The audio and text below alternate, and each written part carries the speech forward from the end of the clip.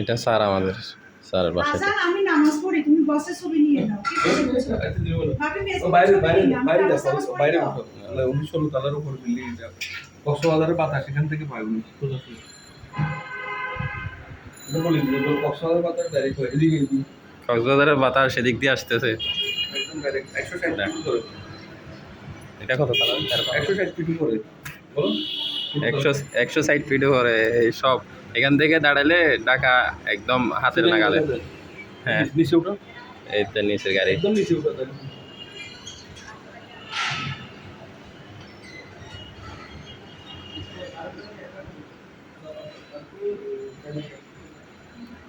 স্টাউন